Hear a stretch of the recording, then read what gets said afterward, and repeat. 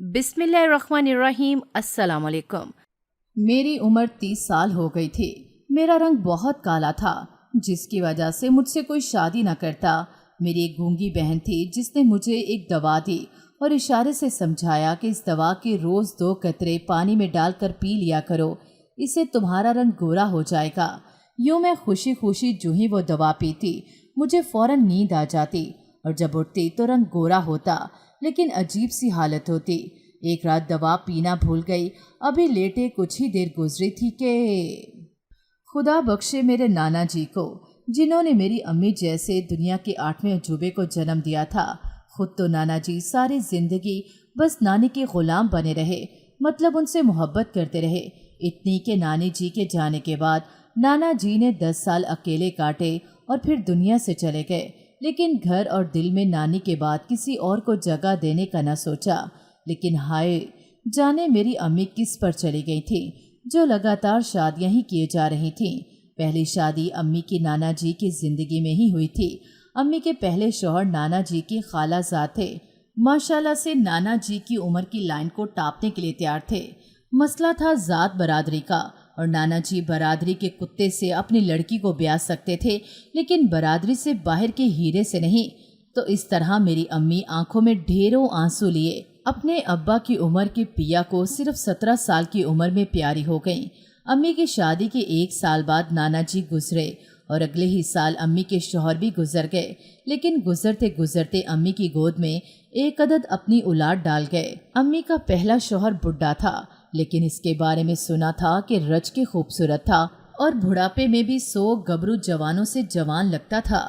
اس لیے امی کے پہلے شوہر سے امی کی جو بیٹی تھی وہ بھی رچ کے سونی تھی۔ امی کا پہلا شوہر مرا تو امی واپس اپنے میکے آ گئی، جہاں اب اس کی جگہ برائے نام ہی تھی، کیونکہ دونوں ماموں کی شادی ہو چکی تھی اور ان دونوں کی بیویاں اماں کو ہرگز گھر پر رکھنا نہیں چاہتی تھی۔ لیکن میری امی بھی پھر امی تھی سب کی، ایسی لگامیں کسیں کہ دونوں مامیوں کی وہ اف نہ کر سکیں۔ لیکن اماں کی بدقسمتی یا میری بدقسمتی کہ ایک دن بڑی مامی کا بھائی آ گیا، بڑا ہی بھدا اور نرا افریقی لگتا تھا، اور یہ مجھے اپنی شکل دیکھ کر ہی معلوم ہوا کہ کمینہ ایسا نظر آتا ہوگا۔ خیر میں بات کر رہی تھی مامی کے بھائی کی، ان کی طرف رہنے آ گیا۔ اس کی بری نظر تھی میری امی پر، اور انہی دنوں میری امی کا معاشقہ اپنے ماموں زاد کے ساتھ چل رہا تھا۔ ایک دن امی اپنے ماموں زاد کے ساتھ ماموں سے طبیعت کا بہانہ کر کے نکلی تو مامی کے حوالے کر کے گھومنے چلی گئیں، اور جب تک واپس آئیں شام ہو چکی تھی۔ امی کے ماموں زاد کا گھر روڈ کے ساتھ تھا، جبکہ امی کا گھر ڈھلوان سے نیچے کھیتوں میں تھا، اور ان دنوں کھیتوں میں مکئی اگا رکھی تھی کسانوں نے۔ اماں نے اپنے ماموں زاد کو منع کر دیا گھر تک چھوڑنے کے لیے، کیونکہ جہاں سے کھیت شروع ہوتے تھے وہاں ماموں کے دوست کی کریانے کی دکان تھی، جہاں شام کے اس وقت کے بعد دونوں ماموں آ کر دوست کے ساتھ بیٹھ کر گپ شپ لگاتے تھے۔ امی کو اگر شام میں ماموں زاد نصیر کے ساتھ آتا دیکھ لیتے تو طوفان آ جاتا، اس لیے امی اکیلے ڈھلوان سے اتر آئیں۔ لیکن وہیں پھر میری اور اماں کی بری قسمت، آج دکان والے کی ماں کی طبیعت ٹھیک نہیں تھی، اس لیے دکان بند تھی۔ دکان بند تھی تو وہاں کوئی بیٹھا ہوا نہیں تھا، راستہ سارا سنسان تھا۔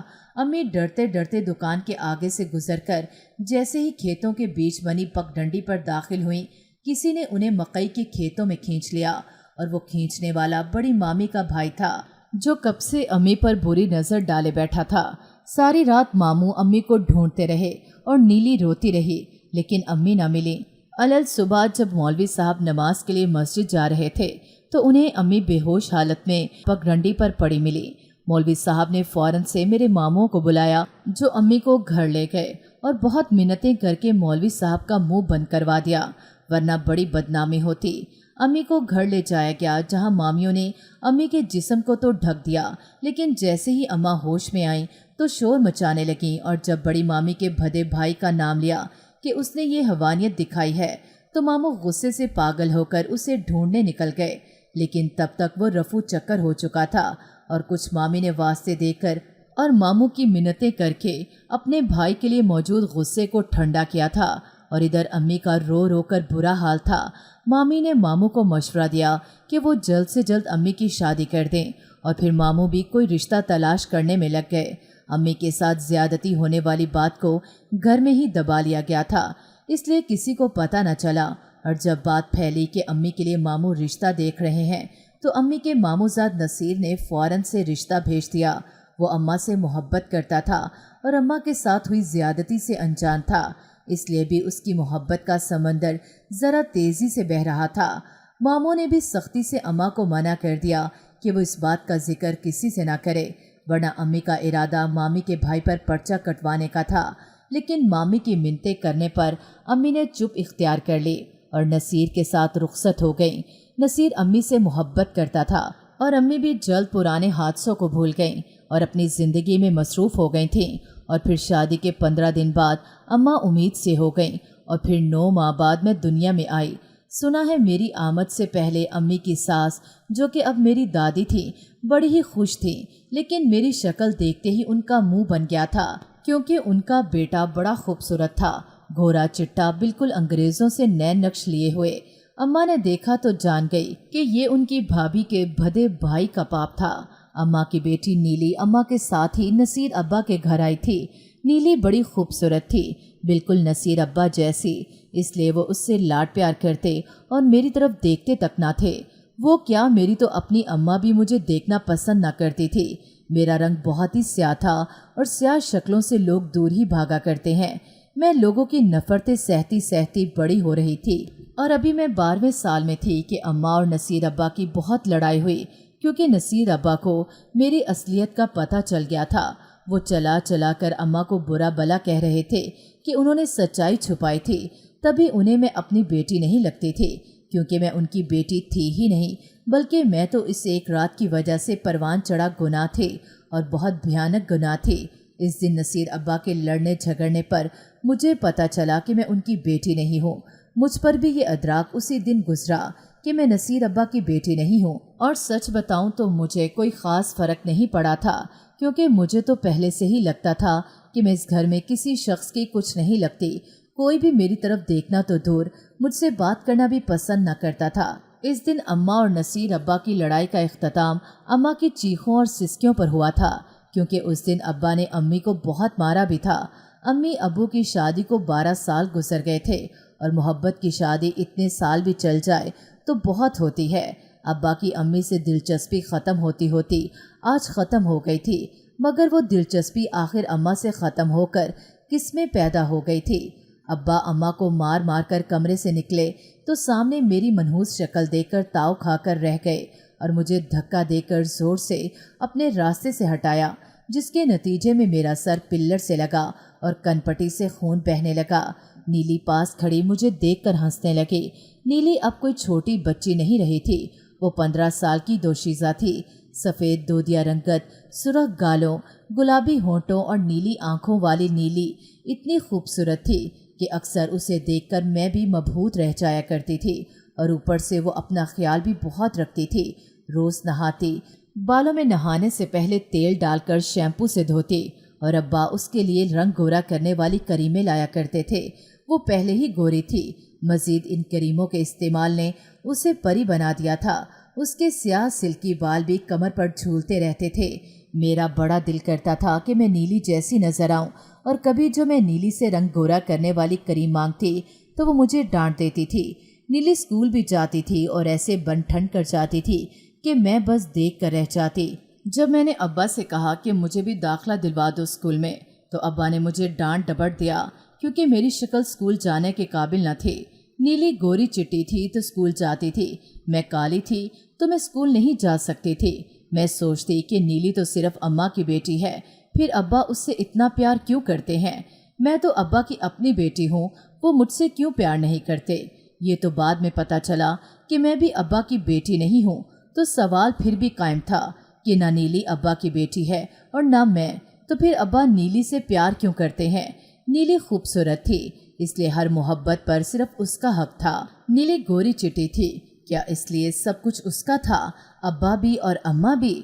नसीर अब्बा और अम्मा का अपना भी एक बेटा था जो घर भर का लाडला था, कोई उसे नीचे न लगने देता था। लेकिन जब बात नीली की आ जाती तो नसीर अब्बा किसी के कुछ नहीं लगते थे।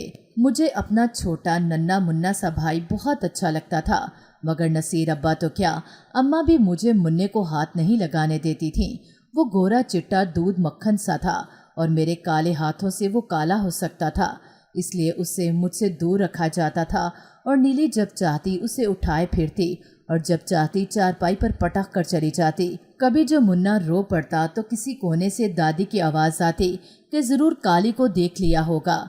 एक दिन सेहन में वो गिर गया तो अम्मा ने मुझे बहुत मारा कि ज़रूर मेरी वजह से गिरा होगा। हालांकि मैं तो इस वक्त सेहन में थी भी नहीं।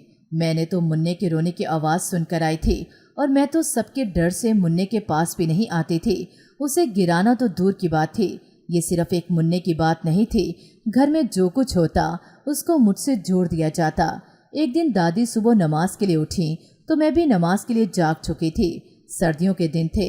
मैंने भागकर दादी की चप्पल दादी के पैरों में डाली और लोटे में पानी भरकर वज़ू के लिए रख दिया। और उसी दिन जोहर के वक्त दादी वज़ू करते हुए गिर पड़ी और फिर शामत मेरी आ गई, क्योंकि दादी ने सबसे पहले शक्ल मेरी देखी थी सुबह और मैं तो थी ही मनहूस मारी। इस दिन मुझे हर शख्स से सुनने को मिली थी। ये मेरे लिए कोई नई बात नहीं थी। हर रोज़ कुछ ना कुछ मेरे सर डालकर मुझे तानों और तशद्दुद से नवाजा जाता था। मुझे जब से पता चला था कि मैं एक नाजायज़ औलाद हूँ और मैं इस घर में किसी की कुछ नहीं लगती, तो मैंने खुद को खुद ही एक कोने में छुपा लिया। स्टोर की बड़ी पेटी के साथ अपने लिए गद्दा डाल दिया और वहीं सबके तानों से छुपी रहती थी। मगर कब तक छुप सकती थी? खाना खाने को मुझे बाहर आना पड़ता और वो खाना जिस बेइज्जती से मुझे मिलता था, मेरा मर जाने को दिल करता था। अब अक्सर अम्मा अब्बा की लड़ाई होने लगी थी और मौजू मैं ही होती थी। अब्बा मेरी तरफ तो देखना भी पसंद न करते थे, इसलिए अपना सारा गुस्सा अम्मा पर निकाल लेता था और फिर अम्मा मुझ पर निकालती थी। एक दिन तो अम्मा ने मुझे स्टोर में बंद करके इतना मारा था कि मेरे पूरे जिस्म पर नील पड़ गए थे। इस बार अम्मा अब्बा की लड़ाई तवालत इख्तियार करती गई और पूरा 1 साल लड़ने झगड़ने के बाद अब्बा ने अम्मा को तलाक दे दी और मुझ समेत घर से निकाल दिया। छोटे को मुन्ने को अपने पास रख लिया गया और नीली भी नहीं आना चाहती थी, लेकिन किस रिश्ते से फिर रुकती, इसीलिए अम्मा के साथ वो भी इस घर से चली आई। हम 3 लोग वापस नाना जी के घर चले आए थे। मामियों ने देखा तो बुरा सा मुंह बना लिया था। बड़ी मामी ने तो बाकायदा ऊंची आवाज़ से मुझे अम्मा और नीली को खरी खरी सुना भी दी थी और बस सुनाने की देर थी। अम्मा ने बाजू चढ़ाए और मैदान में उतर आई और फिर मामी और मामी के भाई की वो माँ बहन एक ही कि मामी कानों को हाथ लगाकर भागती बनी, लेकिन सामने भी मेरी अम्मी थी। उसने मामी को भागने न दिया और मेरा बाजू पकड़कर मुझे मामी की गोद में फेंक दिया और कहा, संभालें वो अपने भाई के पाप को। मामी को तो चुप करते ही बनी, वरना अम्मा न सिर्फ उनकी इज्जत 2 कौड़ी की कर देती, बल्कि उनके भाई का बसा बसाया घर भी तबाह कर डालती। अम्मा दिन भर पूरे मोहल्ले में फिरती रहती थी और नीली की तो टाइमिंग ही बदल गई। पहले वो स्कूल जाती थी तो 1 बजे तक लौट आती थी, लेकिन अब उसका एडमिशन अब्बा ने कॉलेज में करवा दिया था, जिससे नीली शाम को लौटती थी। वो कहाँ लूर लूर फिरती रहती थी, अम्मा को पता ही नहीं था और मैं तो किसी गिनती में नहीं आती थी, जो वो नीली मुझे ही बता देती। मैं पहले भी तन्हा थी, मैं अब भी तन्हा रह गई थी। मामियाँ मामू और उनके बच्चे भी मुझे तानों तशनों से रोनते चले जाते थे। मैं ज़मीन पर एक बोझ के सिवा कुछ भी न थी, वरना मेरी ज़रूरत किसी को न थी और मुझे भी अपने होने का कोई जवाज़ नज़र न आता था। उन्हीं दिनों जाने कहाँ से नीली के पास फ़ोन भी आ गया था और मुझे उसकी हरकतें मशकूक लग रही थीं। और सिर्फ उसकी नहीं, अम्मा भी अजीब सी होती जा रही थीं। सुबह उठती, मुंह हाथ धोकर करीम लगाकर अपनी दोदिया रंगत को और दूध जैसा करती, बालों की मांग निकालकर चोटी बांधती और मुस्कुराती हुई कहीं चली जाती। उनके पास इतना वक्त ही नहीं होता था कि वो मुझ पर तो दूर की बात नीली पर ही तवज्जो दे देती। और अम्मा की मुस्कुराहटों का राज भी एक दिन खुल गया। मर्दों की डसी हुई मेरी अम्मी मर्द के बगैर ज़िंदगी गुजारना नहीं चाहती थी, इसलिए वो रोज़ रिश्ते वाली बुआ के साथ बन ठन कर अपने लिए रिश्ता देखने जाती थी। और अब उन्हें एक मर्द पसंद आ गया था, तो उन्होंने मामू और मामियों को बताया। मर्द अकेला था और एक स्कूल में चपड़ासी था, अकेला ही रिश्ता लेने आया था। मामू मामियाँ भी अम्मा से जान छुड़ाना चाहते थे, सो हाँ कर दी। लेकिन मामियों पर बम तब गिरा जब निकाह के बाद अम्मा ने रुखसत होते हुए बताया कि उनका नया शौहर उनकी बेटियों को साथ नहीं रखेगा, इसलिए वो अपने नाना के घर में ही रहेंगी। अम्मा रुखसत हो गईं और बड़ी मामी तो सब्र के घूंट भर कर रह गईं کیونکہ ان کی دکھتی رگ اماں کے ہاتھ لگی ہوئی تھی۔ ادھر وہ اماں کو کچھ کہتے، ادھر اماں ان کی دکھتی رگ پر ہاتھ رکھ دیتی تھیں، میرا بازو پکڑتی اور چادر اوڑھ کر مامی کے بھائی کے گھر جانے کی تیاری کر لیتی، اور یہیں آ کر مامی کی بولتی بند ہو جاتی اور وہ امی کی ہر بات مان لیتی تھیں۔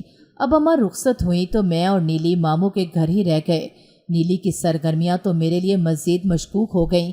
وہ سارا دن کالج کے بہانے گم رہتی تھی اور شام کو کالج سے واپس آتی تو موبائل میں گھسے رہتی اور آدھی رات کو سرگوشیوں میں کسی سے فون پر مصروف رہتی تھی۔ کبھی کبھی ہنسنے لگتی تھی۔ میں کسی گنتی میں نہیں آتی تھی کہ وہ مجھے کچھ بتانا پسند کرتی، بلکہ سب کی طرح وہ بھی مجھے پیروں کی خاک سمجھ کر روندے چلی جاتی تھی۔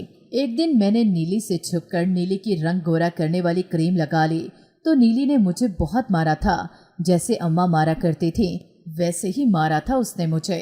پھر مجھے اپنی چیزوں کو ہاتھ لگانے سے منع کر دیا اور الماری میں رکھ کر تالا لگا دیا۔ میں اپنے زخموں پر خود ہی مرہم رکھتی روتی رہتی تھی۔ امی اپنے نئے شوہر کے ساتھ رخصت ہونے کے ایک ماہ بعد ہم سے ملنے آئی تھیں، بلکہ نیلی سے ملنے آئی تھیں۔ وہی ان کی بیٹی تھی۔ مجھے تو وہ صرف مامی کو بلیک میل کرنے کے لیے استعمال کرتی تھیں۔ امی آئیں تو وہ بڑی خوش لگ رہی تھیں اور خیر سے اس عمر میں بھی شرماتے ہوئے پھر سے ماں بننے کی خبر سنا رہی تھیں۔ ان کا نیا شوہر سب کے لیے تحفے لایا تھا، صرف میرے لیے نہیں لایا تھا، کیونکہ اماں نے کہا کہ کالی کو تحفے لینا پسند نہیں۔ میں خواری میں پیدا ہوئی، خواری میں جیتی، خواری میں رہی اور مرنا بھی میں نے خواری میں ہی تھا۔ نیلی گلابی رنگ کا سوٹ پہنے پورے گھر میں اچھلتی ہوئی سب کو بتا رہی تھی کہ یہ نئے ابا نے لایا ہے۔ میں اپنی بے وقتی پر اس رات پھر سے بہت روئی تھی، اور میں روتی ہی تو رہتی تھی اور رو ہی تو سکتی تھی۔ کچھ دن گزرے تھے کہ مجھے نیلی کی حالت کچھ مشکوک لگنے لگی۔ اس کا رنگ پیلا پڑتا جا رہا تھا اور ہر وقت الٹیاں کرتی رہتی تھی۔ اس کی آنکھوں کے گرد ہلکے پڑنے لگے تھے۔ میں نے جب بار بار اسے ہسپتال جانے پر فورس کیا تو وہ مجھ پر چلانے لگی تھی۔ اس نے کہا کہ میں اپنا منحوس سایہ اس کی زندگی سے دور رکھوں۔ میں اپنا سا منہ لے کر رہ گئی تھی۔ نیلی ان دنوں عجیب سی دعائیں کھانے لگی تھی اور کالج جانا بھی بند کر دیا تھا۔ اس کی طبیعت دن بدن بگڑتی چلی جا رہی تھی اور سب کے اصرار کرنے پر بھی وہ ہسپتال جا رہی تھی، نہ ڈاکٹر کو دکھا رہی تھی۔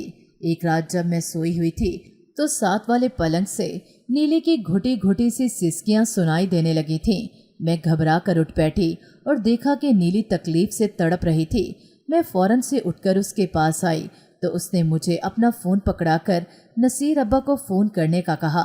میں حیران ہوئی کہ وہ رات کے اس وقت نیلی نصیر ابا کو فون کرنے کا کیوں کہہ رہی ہے۔ میں نے اسے کہا کہ میں کسی ماموں کو بلا لیتی ہوں، لیکن نیلی نے سختی سے انکار کر دیا کہ میں کسی کو کچھ نہ بتاؤں۔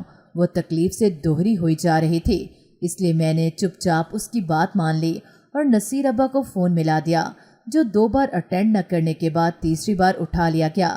میں نے فون نیلی کے کان کے ساتھ لگایا تو نیلی نے روتے ہوئے نصیر ابا کو کہا کہ وہ اس سے آ کر ہسپتال لے جائیں۔ نصیر ابا سے بات کرنے کے بعد نیلی نے کہا کہ میں اسے سہارا دے کر اٹھاؤں۔ جب میں نے اسے سہارا دے کر اٹھایا تو جو میں نے دیکھا، میرے پیروں تلے سے زمین نکل گئی اور آنکھیں پھٹی کی پھٹی رہ گئیں۔ نیلی صرف 17 سال کی تھی اور 17 سال کی عمر میں ہی یہ سب کچھ۔ میں کانپ کر رہ گئی۔ میں نے جب نیلی کو سہارا دیا تو میں نے دیکھا کہ بستر پر خون تھا اور نیلی کے کپڑوں پر بھی خون لگا ہوا تھا اور وہ اسی وجہ سے درد سے دوہری ہوئی جا رہی تھی۔ میں نے پھٹی پھٹی آنکھوں سے نیلی کی طرف دیکھا تو نیلی نے کہا کہ نصیر کھیتوں سے باہر کی پگڈنڈی کے پاس کھڑا ہوگا، پہلے میں اسے اس کے ساتھ ہسپتال لے کر جاؤں، پھر ساری باتیں پوچھ لینا۔ میں نے کانپتے ہاتھوں سے نیلی کو چادر اوڑھائی اور سہارا دے کر اسے باہر لے کر آئی۔ میں نیلی کے لیے اتنی ضروری نہیں تھی کہ وہ مجھے ساتھ لے کر جاتی، وہ مجھے اس لیے لے کر جا رہی تھی کہ جب ہم صبح ہسپتال سے واپس آئیں تو سب کو پتہ چلے کہ دونوں بہنیں ایک ساتھ ہسپتال گئی تھیں، تاکہ کسی کو شک نہ ہونے پائے۔ میں سمجھ نہیں پا رہی تھی کہ یہ سب کیا ہو رہا ہے۔ میں نیلی کو لے کر کھیتوں سے گزرتی پگڈنڈی پر آئی، جہاں پر نصیر ابا اپنی گاڑی میں بیٹھا انتظار کر رہا تھا۔ نیلی کو دیکھتے ہی فوراً سے اترا اور اسے سہارا دے کر گاڑی کی پچھلی سیٹ پر بٹھایا۔ میں بھی نیلی کے ساتھ بیٹھ گئی۔ نیلی کی حالت خراب ہوتی جا رہی تھی اور جو اس کی حالت ہو رہی تھی اس سے صاف لگ رہا تھا کہ وہ پیٹ سے ہے، لیکن کیسے اور کس کا بچہ ہے وہ؟ کیا میرے باپ کی طرح کسی نے نیلی کی عزت کو بھی رون ڈالا تھا؟ نیلی جو روز کالج کو جاتی تھی، کسی نے اس کے ساتھ وہاں تو کچھ نہیں کر دیا؟ کیا کسانوں کی اگائی ہری بھری فصل کا پھر سے فائدہ اٹھا کر نیلی کو اندر کھینچ لیا ہے، میری ماں کی طرح؟ بہت سے سوالات تھے، لیکن ایک سوال سب پر بھاری تھا کہ ایسی حالت میں نیلی نے نصیر ابا کو کیوں بلوایا، اور وہ آ بھی گئے تھے۔ پھر مجھے خیال آیا کہ نصیر ابا شروع سے ہی نیلی کے قریب تھے اور وہ انہیں ان کی اولاد کی طرح ہے، اس لیے نیلی نے انہیں ہی بلایا ہے۔ ہم ایک زچہ بچہ ہسپتال آ گئے اور وہیں درد سے دوہری ہوتی نیلی کو دائی کمرے میں لے گئی، اور پھر نیلی کی چیخیں سنائی دینے لگیں اور کچھ دیر میں خاموشی چھا گئی۔ دائی نکلی اور نصیر ابا سے سرگوشیوں میں کچھ کہنے لگی۔ میں باہر ہی بیٹھی تھی اور پھر میری آنکھ لگ گئی۔ تھوڑی دیر بعد میری آنکھ کھلی تو میں نے ادھر ادھر دیکھا۔ تھوڑی دیر پہلے وہاں نصیر ابا بیٹھے ہوئے تھے، لیکن اب نہیں تھے۔ مجھے لگا کہ کہیں چائے پانی پینے گئے ہوں گے۔ میں نیلی کو دیکھنے ہسپتال کے اس کمرے کی طرف آئی، اور ابھی میں دروازہ کھولتی کہ میری نظر دروازے کی جالی سے اندر کمرے میں نیلی کے بیڈ پر پڑی تو میرے سر پر آسمان آ گرا تھا اور سر چکرانے لگا۔ کیا ایسا ہو سکتا تھا؟ کیا جو میں نے دیکھا وہ سچ تھا؟ اگر سچ تھا تو وہ اتنا بھیانک سچ کیوں تھا؟ میں نے جو دیکھا وہ کسی کے بھی ہوش اڑانے کو کافی تھا۔ ایک ایسا بھیانک منظر جو کسی نے سوچا ہوگا، نہ کسی کے وہم و گمان میں ہوگا۔ میں نے دیکھا نصیر ابا نیلی کے سرہانے بیٹھے ہوئے اس کے بالوں میں انگلیاں پھیر رہے ہیں اور ساتھ کچھ کہہ بھی رہے ہیں جو مجھے سنائی نہیں دے رہا تھا، لیکن میں ان کی حرکتیں دیکھ سکتی تھی۔ نصیر ابا بالوں میں انگلیاں پھیرتے، نیلی کے ماتھے پر بوسہ دیتے اور پھر سے کچھ کہتے، اور نیلی بدلے میں مسکرا رہی تھی۔ تو مطلب تھا جو کچھ ہو رہا تھا نیلی کی رضامندی سے ہو رہا تھا۔ نصیر ابا نے اس بار کچھ کہا تو نیلی کے تکلیف دہ چہرے پر شرمیلی سی مسکراہٹ آ گئی۔ نصیر ابا بھی مسکرا دیے اور پھر نیلی کے ہونٹوں پر جھک گئے۔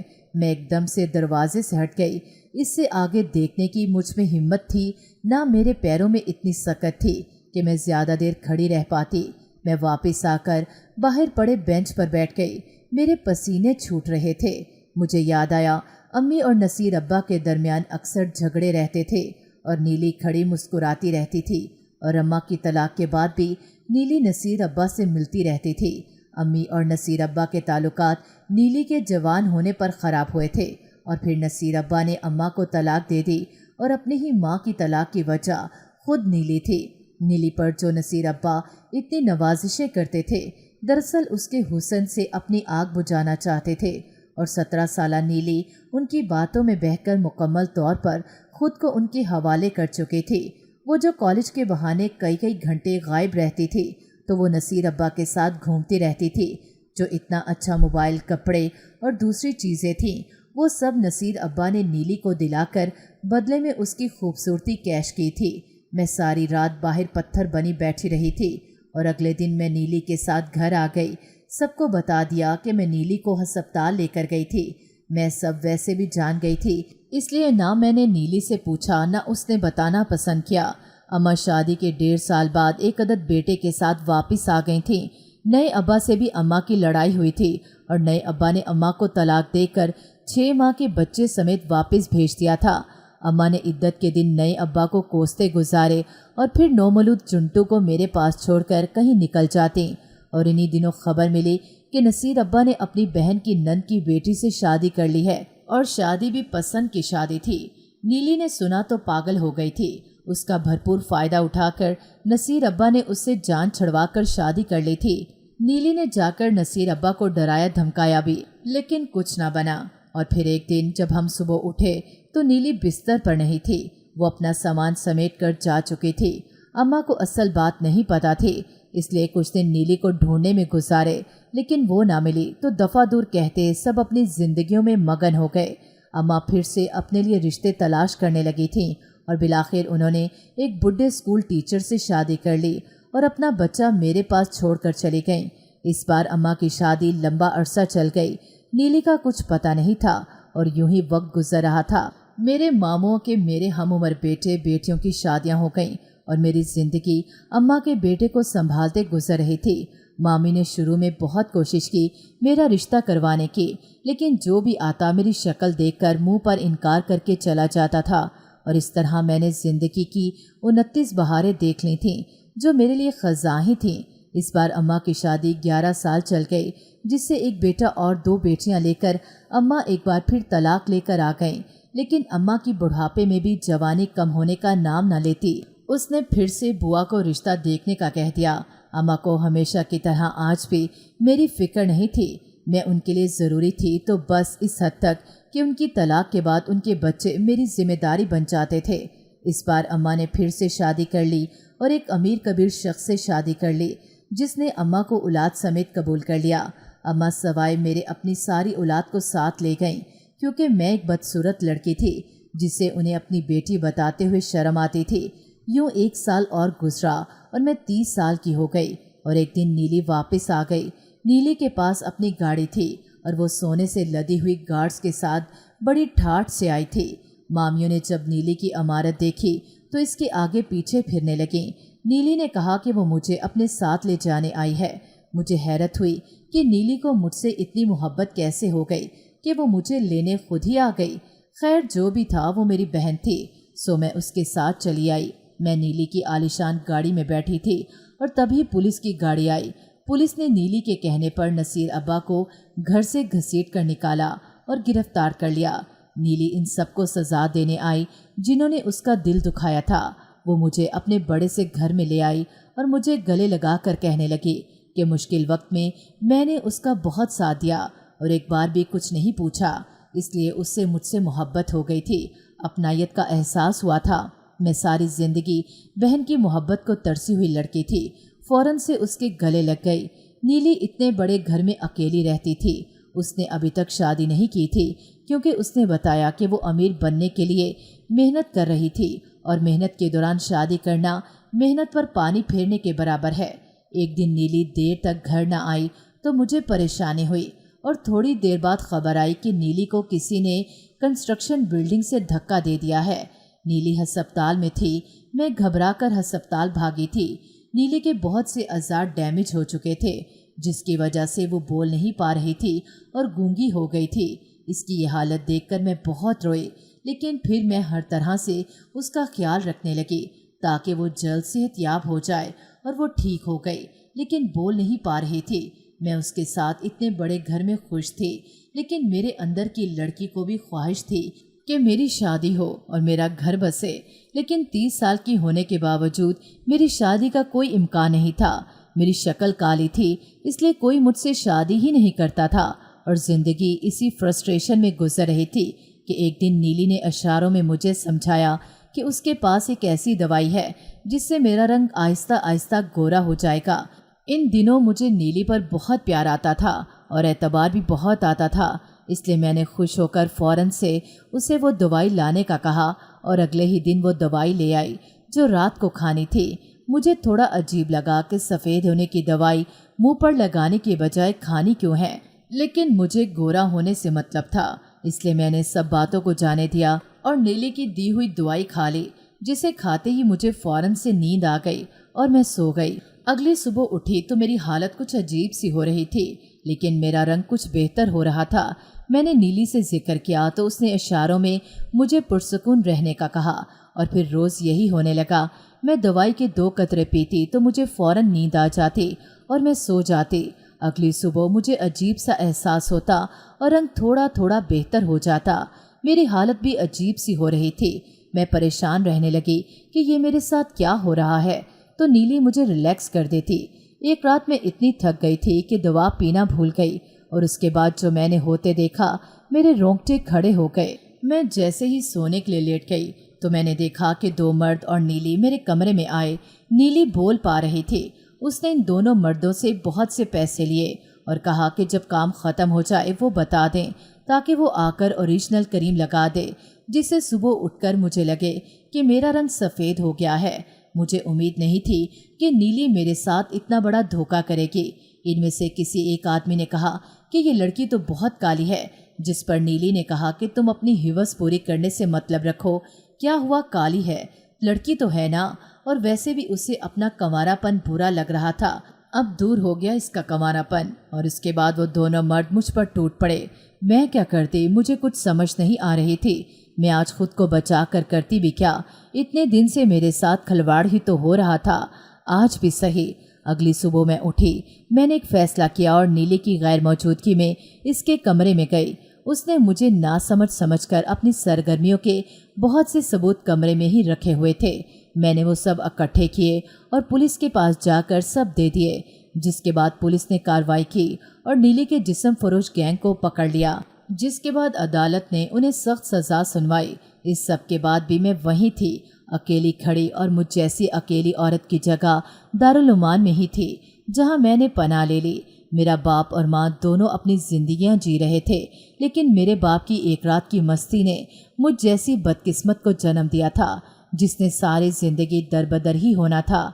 यही मेरी किस्मत का लिखा था, जिसे मैं कबूल कर चुकी थी और अब दारुल उमान में अपने जैसी औरतों के साथ रह रही थी।